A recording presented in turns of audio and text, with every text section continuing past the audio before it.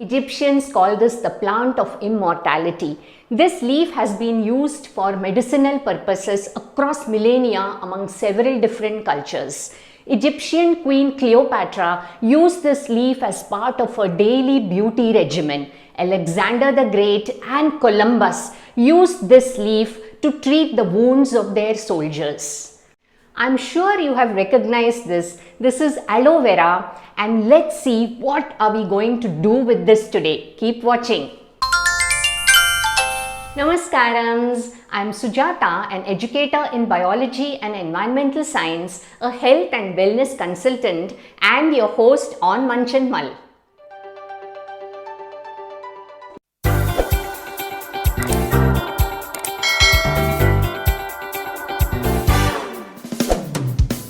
There are innumerable medicinal benefits of aloe vera which are documented in various research papers. What I am going to be sharing with you today is from one such research paper published by the National Institute of Health, the link of which is given in the description box below.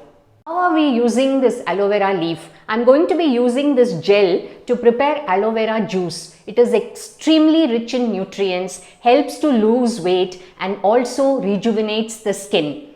So here are our ingredients to prepare the aloe vera juice. I have taken 2 aloe vera leaves, a piece of ginger, about 6 tablespoons of honey, 1 lemon, and salt to taste. Before I show you how to extract this gel, let's look at the health benefits of aloe vera. Coming to the botany of aloe vera, it belongs to the lily family. It is a perennial xerophyte that grows in desert-like conditions. It is a succulent plant and its leaves store water. The inner clear gel contains 99% water and rest is made up of SMNN, amino acids, lipids, sterols, and vitamins A, C, and E, which are antioxidants. As you may know, antioxidants neutralize free radicals. Interestingly, vitamin B12 is also found in aloe vera, apart from folic acid, choline, and minerals like calcium, magnesium, and potassium. Hormones like auxins and gibberellin are also present, which help in wound healing and have anti-inflammatory action. It provides 20 of the 22 human required amino acids and 7 of the 8 essential amino acids. It also contains salicylic acid that possesses anti-inflammatory and antibacterial properties. Aceminin is one of the most important of chemicals found in aloe vera gel. This gel has some amazing properties. It can heal skin wounds. It can repair skin damage by radiation and UV rays. The gel has a laxative effect and helps detoxification. It helps moisturize the skin and has anti-aging effects on the skin. A word of caution. Research is saying that prolonged use can lead to harmful effects. So aloe vera is best used in moderation and for short periods of time to derive its benefits. So first wash the leaf and with a knife cut off the sharp edges like this. Just cut off this edge. Okay, so now the sharp edges are removed.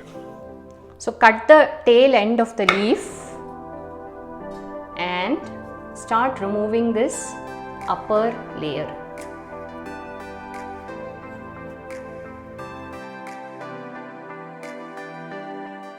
So repeat the same process for the other leaf. Now gently scrape the gel with the help of a spoon like this.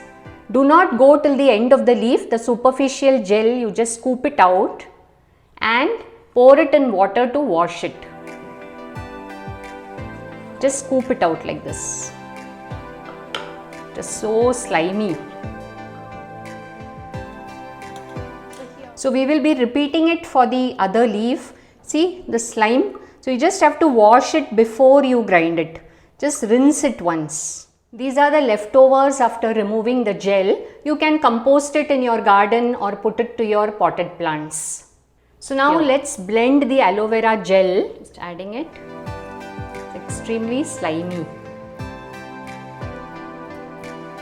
I have grated the ginger, so I am adding the grated ginger to this aloe vera gel. Let's blend this now. So here, this is smoothly got blended. Now I am going to be transferring this to a small bottle and then we will add the lemon juice, honey and salt to it. So here we have the aloe vera gel ginger mix. I'll squeeze the lemon into it now. Let's add the salt into this and now the honey. Mix it well. So this quantity is enough for about 3 glasses of juice. If you would like to preserve this, you could preserve this in the refrigerator for a maximum of 3 to 4 days. It's best used fresh. So now let's pour the aloe vera concentrate into the glass, taking about 6 to 8 tablespoons. Yeah, and now add water. Mix it. Our refreshing aloe vera juice ready to be sipped. So let's add some ice and we could garnish it with some mint leaves. It is extremely refreshing to sip on this aloe vera juice on a summer afternoon. Wow. Remember, aloe vera is not recommended to be used by pregnant ladies and lactating or breastfeeding mothers as it can induce uterine contractions. It is also not recommended for people who might be allergic and may have skin reactions and diarrhea. And as we have already seen, prolonged use is not recommended.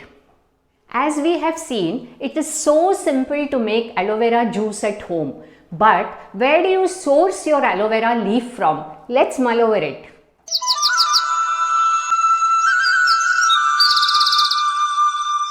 All you need to get going is a small little tiny plant of aloe vera with its root intact. You could source it from a nearby nursery or your neighbor's balcony or your neighbor's garden. You can plant it in your pot and it doesn't need too much of water, neither does it need strong sunshine. Very hardy plant, easy to grow. One plant like this which I started off in my balcony has become this. Does this inspire you to grow aloe vera in your balcony or kitchen gardens and use it fresh to make your juice? In how many different ways have you used aloe vera? Do share them with me in the comment section below.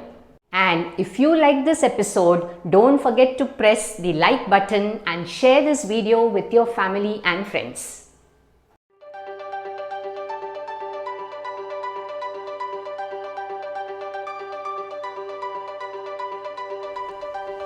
Hey, have you subscribed to Munch Mull? Do click on the subscribe button and press the bell icon to receive notifications of my newest videos uploaded every Saturday.